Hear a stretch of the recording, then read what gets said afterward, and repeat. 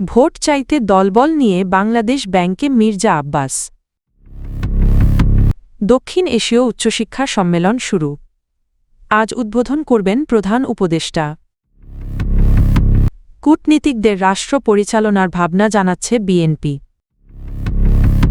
নির্বাচনে বিএনপি জামায়াতের হাড্ডাহাড্ডি লড়াইয়ের আভাস।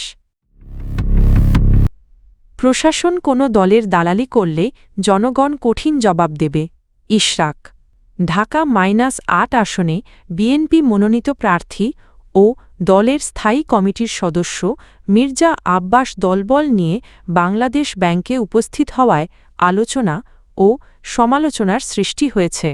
সোমবার ১২ই জানুয়ারি বেলা ১১:৩০টার দিকে তিনি শতাধিক নেতাকর্মীসহ কেন্দ্রীয় ব্যাংক চত্বরে প্রবেশ করেন। বাংলাদেশ ব্যাংক সূত্র জানায়, নির্বাচনী উদ্দেশ্যে তিনি কেন্দ্রীয় ব্যাংকের গভর্নর ভবনের ৩য় তলায় গিয়ে ৪ জন ডেপুটি গভর্নর ও একজন নির্বাহী পরিচালকের সঙ্গে সাক্ষাৎ করেন। গভর্নর বৈঠকে থাকায় তার সঙ্গে দেখা হয়নি। সাক্ষাৎকালে মির্জা আব্বাস ভোট ও দোয়া চান। নিরাপত্তা বিধি অনুযায়ী প্রথমে নেতাকর্মীদের প্রবেশে বাধা দেওয়া হলেও পরে সীমিত সংখ্যক ব্যক্তিকে উপরে যেতে দেওয়া হয়। এরপর তিনি ৩০ তলা ভবনের ৩য় তলায় জিয়া পরিষদের জন্য নির্ধারিত কার্যালয়ে বিএনপিপন্থী কর্মকর্তাদের সঙ্গে বৈঠক করেন। বৈঠকে উপস্থিত কর্মকর্তারা জানান, মির্জা আব্বাস ভোট চাওয়ার পাশাপাশি অন্যদের কাছেও তার পক্ষে ভোট চাওয়ার অনুরোধ করেন। তিনি নিজেকে এলাকার স্থায়ী বাসিন্দা হিসেবে উল্লেখ করে ভোটারদের সঙ্গে ব্যক্তিগত সম্পর্কের কথা তুলে ধরেন। কেন্দ্রীয় ব্যাংকের কর্মকর্তারা জানান, অফিস সময় ফ্লোরে ফ্লোরে গিয়ে ভোট চাওয়ার প্রস্তাবটি উপযুক্ত নয় বলে জানানো হয়। পরে তিনি দলবল নিয়ে বাংলাদেশ ব্যাংক ত্যাগ করেন এবং এরপর সোনালী ব্যাংক ভবনে যান। কেপিআইভুক্ত প্রতিষ্ঠানে এভাবে দলবল নিয়ে নির্বাচনী প্রচারণা চালানোর ঘটনায় সামাজিক যোগাযোগ মাধ্যমে সমালোচনা দেখা দিয়েছে। উচ্চশিক্ষার বর্তমান অবস্থা এবং ভবিষ্যৎ দিকনির্দেশনা -২০২৬ শীর্ষক ৩ দিনব্যাপী দক্ষিণ এশীয় আঞ্চলিক সম্মেলন আজ মঙ্গলবার ১৩ই জানুয়ারি রাজধানীতে শুরু হচ্ছে। সম্মেলনের আনুষ্ঠানিক উদ্বোধন করবেন প্রধান উপদেষ্টা ড. মুহাম্মদ ইউনূস। রাজধানীর হোটেল লা মেরিডিয়ানে অনুষ্ঠিত এ সম্মেলন চলবে ১৫ই জানুয়ারি পর্যন্ত। এতে যুক্তরাজ্য, মালদ্বীপ, মালয়েশিয়া, নেপাল, পাকিস্তান ও শ্রীলঙ্কা সহ বিভিন্ন দেশের প্রতিনিধি এবং বিশ্বব্যাংকের কর্মকর্তা সহ মোট ৩০ জন আন্তর্জাতিক প্রতিনিধি অংশ নিচ্ছেন। বাংলাদেশ সরকার ও বিশ্বব্যাংকের অর্থায়নে ইউজিসি বাস্তবায়নাধীন higher education acceleration and transformation HEAT প্রকল্পের আওতায় এই সম্মেলনের আয়োজন করা হয়েছে। উদ্বোধনী অনুষ্ঠানে বিশেষ অতিথি হিসেবে উপস্থিত থাকবেন শিক্ষা উপদেষ্টা অধ্যাপক ড. চৌধুরী রফিকুল আবরার। ইউজিসি চেয়ারম্যান অধ্যাপক ড. এস.এম.এ ফায়েজের সভাপতিত্বে অনুষ্ঠানে সম্মানিত অতিথি হিসেবে বক্তব্য দেবেন শিক্ষা সচিব রেহানা পারভীন এবং বিশ্বব্যাংকের ডিভিশন ডিরেক্টর জ.পেম। স্বাগত বক্তব্য দেবেন ইউজিসি সদস্য অধ্যাপক ড. মোহাম্মদ তানজিম উদ্দিন খান। সম্মেলনে সার্কভুক্ত দেশের উচ্চশিক্ষা কমিশনের প্রতিনিধি, বিভিন্ন দেশের বিশ্ববিদ্যালয়ের উপাচার্য, শিক্ষাবিদ ও গবেষকরা অংশ নিচ্ছেন। আগামী ত্রয়োদশ জাতীয় সংসদ নির্বাচনে বিএনপি সংখ্যাগরিষ্ঠতা নিয়ে সরকার গঠন করতে পারে, এমন ধারণা জোরালো হচ্ছে রাজনৈতিক অঙ্গনে। বিভিন্ন জরিপ ও রাজনৈতিক বিশ্লেষণেও এ আভাস মিলেছে। এই প্রেক্ষাপটে বিএনপি এবং দলটির চেয়ারম্যান তারেক রহমানকে ঘিরে বিদেশি কূটনীতিকদের আগ্রহ উল্লেখযোগ্যভাবে বেড়েছে। গত ৩ দিনে ইউরোপীয় ইউনিয়ন, চীন, ভারত, অস্ট্রেলিয়া, জার্মানি, তুরস্ক, পাকিস্তান ও মিশর সহ অন্তত ৮টি দেশ ও আন্তর্জাতিক সংস্থার রাষ্ট্রদূত ও কূটনীতিকরা বিএনপির চেয়ারম্যান তারেক রহমানের সঙ্গে পৃথক বৈঠক করেছেন। এসব বৈঠকে দ্বিপক্ষীয় সম্পর্ক, আঞ্চলিক স্বার্থ এবং বিএনপি ক্ষমতায় এলে রাষ্ট্র পরিচালনার সম্ভাব্য কর্মপরিকল্পনা নিয়ে আলোচনা হয়েছে বলে দলীয় সূত্র জানিয়েছে।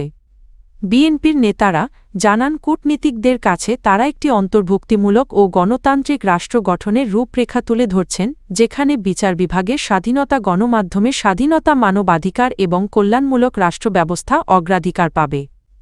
বিএনপি মহাসচিব মির্জা ফখরুল ইসলাম আলমগীর বলেন, দীর্ঘ সময় পর কঠিন এক বাস্তবতায় তারেক রহমান দেশে ফিরেছেন এবং জনগণ তার নেতৃত্বের দিকে আশাবাদ নিয়ে তাকিয়ে আছে।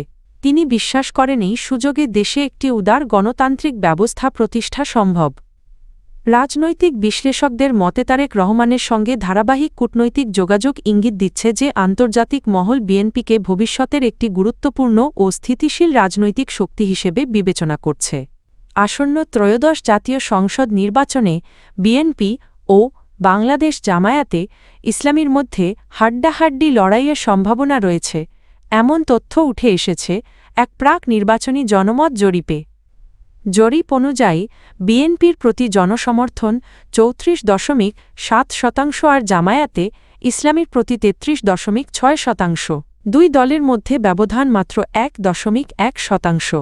নতুন রাজনৈতিক দল জাতীয় নাগরিক পার্টি এনসিপি পেয়েছে ৭.১% সমর্থন।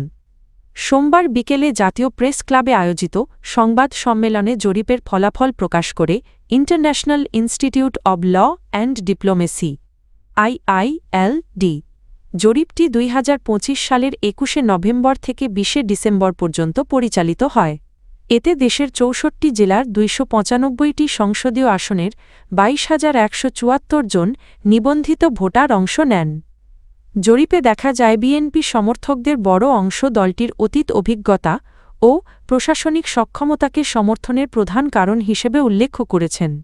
অন্যদিকে জামায়াত সমর্থকদের মতে দলটির কম দুর্নীতিগ্রস্ত ভাবমূর্তি ও সততাই তাদের সমর্থনের মূল কারণ। এনসিপির ক্ষেত্রে সমর্থনের প্রধান কারণ হিসেবে ৩৬.৭% ভোটার জুলাই গণঅভ্যুত্থানে দলটির ভূমিকাকে উল্লেখ করেছেন।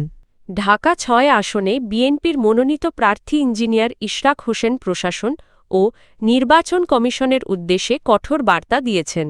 তিনি বলেছেন প্রশাসনের কোনো স্তর যেন কোনো রাজনৈতিক দলের পক্ষপাতিত্ব না করে, তা হলে জনগণ প্রতিরোধ গড়ে তুলবে। সোমবার রাজধানীর গেন্ডারিয়ায় বিএনপির উদ্যোগে আয়োজিত এক দোয়া মাহফিলে ইশরাক হোসেন বলেন, অতীতে আওয়ামী লীগের দালালি হয়েছে, ভবিষ্যতে আর কোনো দলের দালালি হলে জনগণ তা মেনে নেবে না।